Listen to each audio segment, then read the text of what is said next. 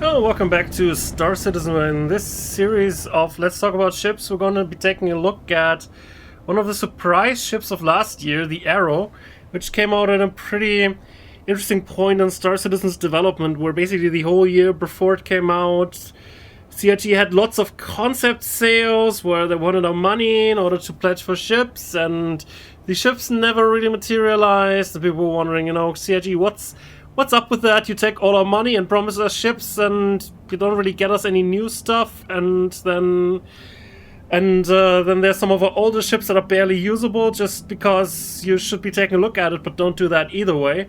So what was up with that? And CIG said, we're working on Squadron 42. So they kind of seem to be speaking the truth, because this, as a military-focused ship, came out together with another military-focused ship, the Valkyrie, at the International Aerospace Expo a year ago, and it seems like they were actually working on some military ships for Squadron 42, which is what they said. So I guess if at least that part's true, we might consider that the rest is true as well. So that was a good thing to see, and kind of got me to pledge for one of these beauties, because I really enjoyed flying it during the Aerospace Expo. And they can get you to red out still. Huh. Alright, guy. Good, great. Anyway, I think we can cut our comparisons and variance part of our previous episodes a little bit shorter this time, because there's no variance. You get a arrow, Currently no variants for this ship exist, and also you can't really use it for much other than basically combat, because it has no interior physics grid, it doesn't have any cargo bay, it doesn't have any module that you could add in order to carry cargo. It's just basically a pure light fighter, which is what its role is supposed to be, and I'd say it's definitely doing a good job at that role. Anyway, let's speak about equipment a little bit. The base equipment that you get when pledging for an Arrow is already pretty decent, I'd say. It consists of... Basically, let's take another look outside real quick, once I check that we don't fly into anything. You notice there's a turret on top of the ship.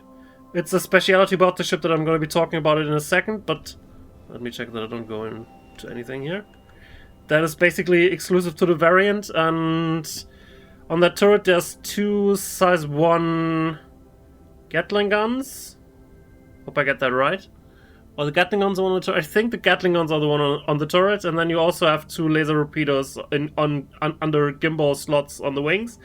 Or maybe it's the other way around, 2 laser repeaters and two Gatling guns.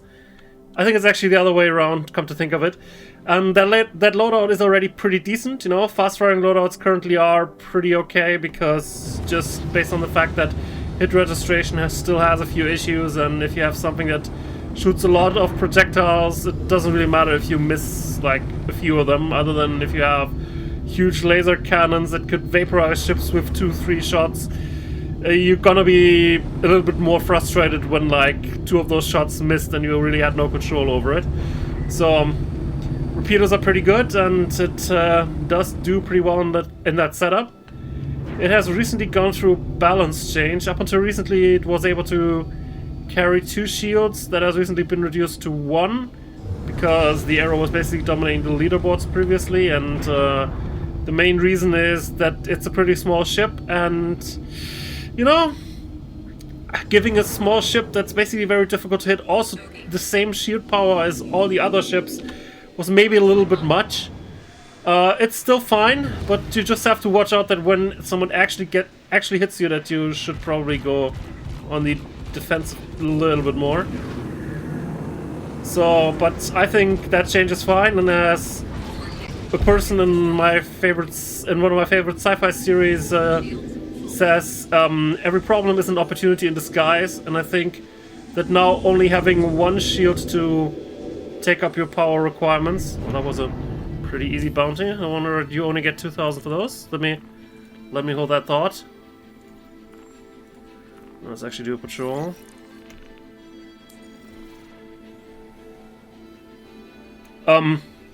as I was trying to explain, it might actually be not too huge a deal just having one shield. You can still just evade, and the shield power doesn't really matter that much. You just need to adjust your fight style a little bit. But since you do have less energy requirements due to the shield, you can do things like make a stealth setup work, or make a setup with weapons that need lots of energy, like the neutron guns that you already seen here, and that might be familiar to you from the previous tests where I basically had the 300 series with just these two guns destroying stuff. And even before that, the Aurora just destroying stuff with basically these two guns. This ship has both, you know? Because why not? It's a pure combat ship. Alright, let's get this patrol going. As I already started to say, the equipment it starts out is pretty decent. It's just one shield now, but it starts with a pretty okay power generator and quantum drive, so that's all fine. I think the shield is also pretty decent for what you could start out with. I still decided to upgrade because, you know, if I do lots of combat missions with it, might as well invest some of the money I make there to upgrade the ship further. And of course, it can become slightly better if you install better weapons on it, like the neutron guns here. And of course, if you install better coolers in it, the best shield, and a better power plant. The setup I'm going for right now is actually also a little bit stealth oriented, because I have a stealth quantum drive and I think very stealthy power plant too, and we still don't run into any power issues. Before we get started, let me break down how this patrol will work. We'll check each point to make sure it's clear, then move on. Simple. Corporate, in all their wisdom, have ordered us to run these ops remotely, so I'll stay here and monitor you. So it still has enough power for what it needs to do, and if you switch off the guns, they also don't create too much signature. And I haven't done too many tests on things, but I have killed some other players with it, and they didn't seem to notice on occasion that you were running in if you know, do the usual stuff of only starting up your weapons very soon before you actually start engaging. Switch off your drives maybe until the final approach and all that. So it has quite a bit of firepower. Can also be pretty stealthy, and it has pretty much no missions doing any of the combat-oriented missions, except, of course, for two things that just have two ridiculous amounts of shields, which is, you know, size 3 shields are insanely powerful. So if a mission just gives you a hammerhead or a caterpillar, you're not going to be able to kill that, or players in a Starfarer, or even worse, in a 890 jump. The shield generators are just too powerful. Even with the neutron gun setup, you just plainly don't have enough DPS. Even if you 100% hit and stuff, it's just the math just doesn't add up. The only way you might be able to get that to work is, instead of using the neutron guns, is to go full ballistic scatter guns, which have a very poor ammo supply, but they have an insane damage. So you would basically go into knife range with the big ship, which doesn't need that many shots to actually kill you, and then just unload on it, which, you know, you do still need to keep it up for some time, so I'm not sure how feasible that is, but theoretically that has enough DPS, but you know, a lot of things don't have enough DPS to kill these ships. Even my Constellation Andromeda that we'll probably be talking about in a future video does just barely have enough DPS, and if you include other things like, you know, weapons overheating and stuff into it, it actually doesn't have enough actual DPS to kill these kinds of ships in a mission. So you either need a gunner or some other form of help. So yeah, it's just these two ships are just too difficult to kill just based on the insane amount of shield power that they have. So, but it's not like many other ships can actually kill them. Maybe the Saber might have a chance. I don't have one, so it's possible. Other than that, the main way that people seem to be dealing with the kind of bounty missions is to just sit themselves down in a torpedo bomber and just throw ammo at them, which totally works, you know, no doubt about that. Just a few torpedoes from an Eclipse or a Retaliator also takes care of these issues. It's just I don't have one of those, and I think I'm just gonna go there and just kill that one target thing. I find that a little bit, I wouldn't say degrading, but I find it, it's kind of abusing that you only really need to take out that one guy, and that the escorts are not doing a very good job at protecting him, so it might not work for a very long time. So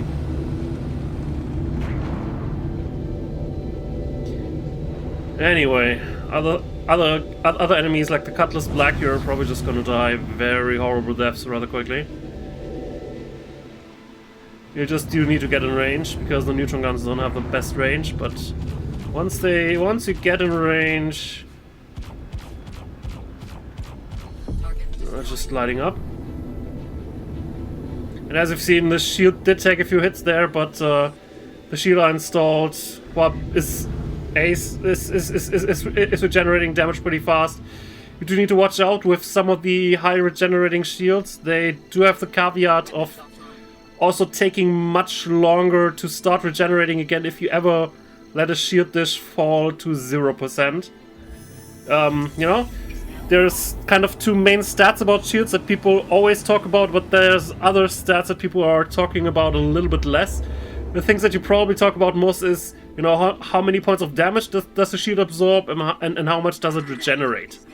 And the shield that I have installed here does that job pretty well. It does have the highest regeneration for its class, and I believe the second highest amount of points. There is a shield that has more points but much weaker regeneration. So that's fine and all, but some shields have downsides that might take them a lot longer to get back to regenerating, like like 12 seconds instead of just 4 seconds, like a more standardized shield might have. So do watch out for that. Just because you bought a really expensive Imba shield, it doesn't necessarily mean that you're invincible. And then sometimes you're looking at it, why didn't you regenerate? I bought a very expensive shield, they should regenerate. I don't know why I went to my faux Indian voice, I apologize, but why don't you start regenerating shield? I bought you for a lot of money. I want to be Imba.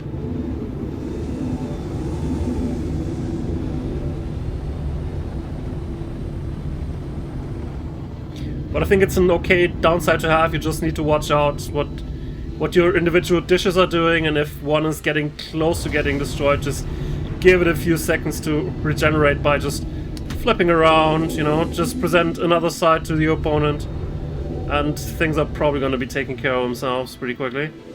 So guys, can we get a decent fight here? Gladius? Why are you not moving? Now you're moving, thank you. As much as I like just slaughtering AI, it's more fun when they actually make you work for it a bit. Whoa. Whoa, who gave you permission to use a missile? Fuck you. Ugh. You want to use another one? Are you fucking... Meanie. Of course, just having one shield has that downside here too that we just demonstrated, which is why this was totally planned and all. Just having one shield taking care of all the dishes means that if a missile hits you, you have problems, and with countermeasures not working, it is an issue. I tried to just outrun it, but apparently didn't manage to accelerate fast enough.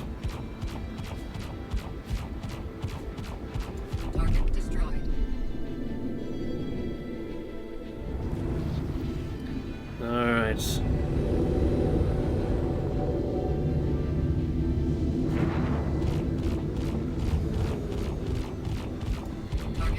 Best call would have probably been to start running away and then also distribute shield power to the back, but it takes a moment for shield power to redistribute.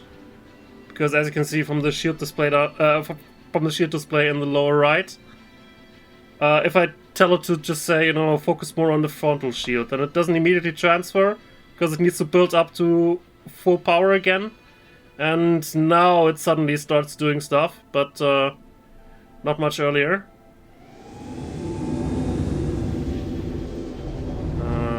There's nothing here, mission. Not sure what your problem is. Oh, apparently there actually is one. Who are you? Unknown. That's fancy. Why are you unknown? Aurora LN, yeah, that was difficult to make up on the radar, I guess.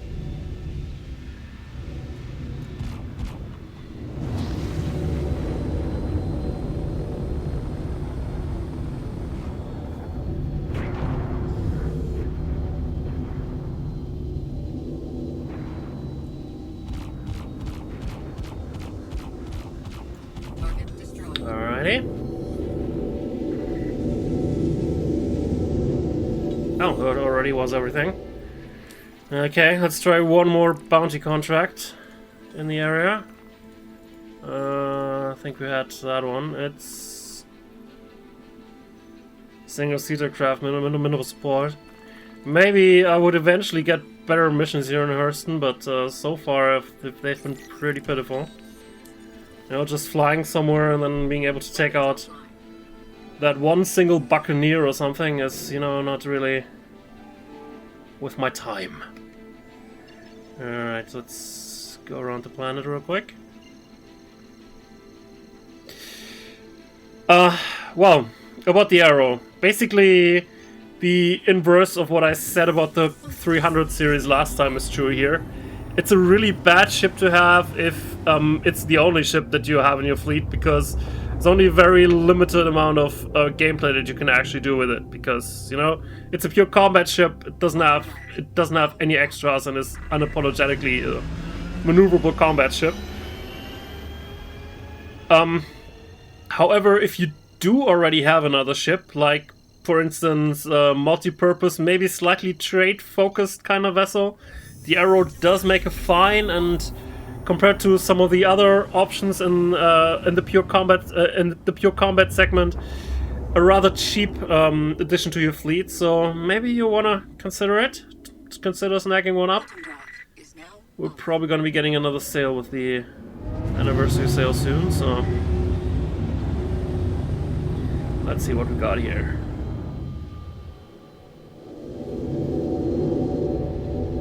Somewhere between those rocks. Hello?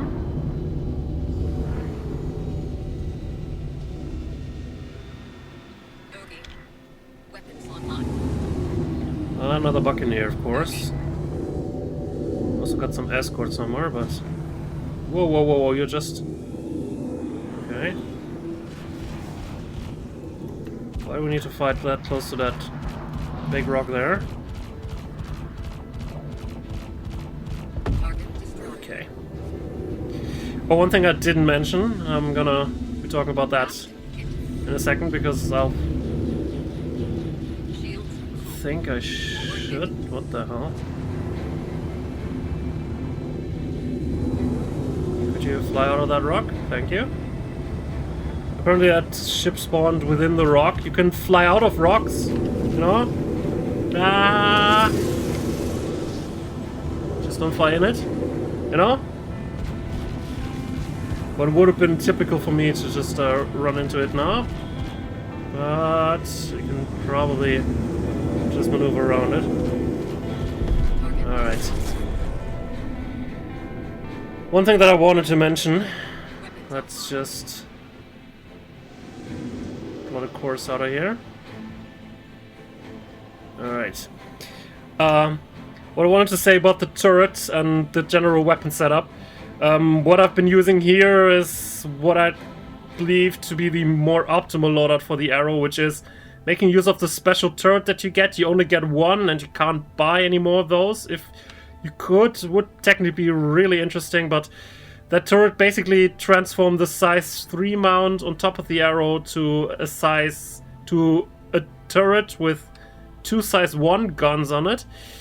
And if you're wondering, you know, how does damage compare between 2 size 1 guns and 1 size 3 guns, it's basically the same, you know.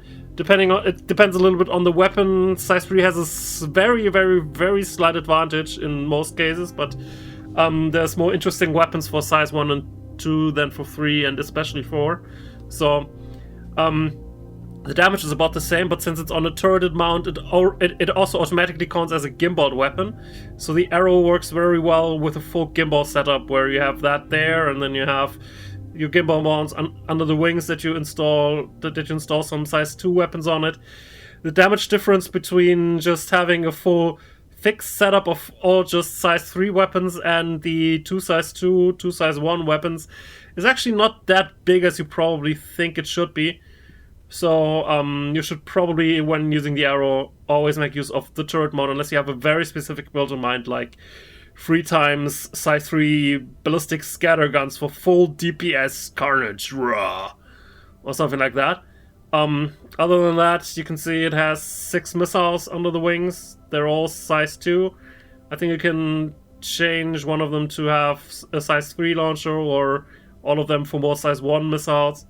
I like size 2 missiles, so I just kept it in the standard configuration where it has size 2 missiles. So there's that. Anyway, but I think that was it about the arrow. We got slightly dented from that one missile there, but other than that, enemies didn't really have a chance. I'll see you next time, where we're probably going to be discussing the Constellation series, or maybe I'll find another interesting ship to rent. We'll see. Also, we're probably gonna be getting ships to just try out during the anniversary week, so I might also just change my plans and test one of those, but we'll see that next time. Have a good one.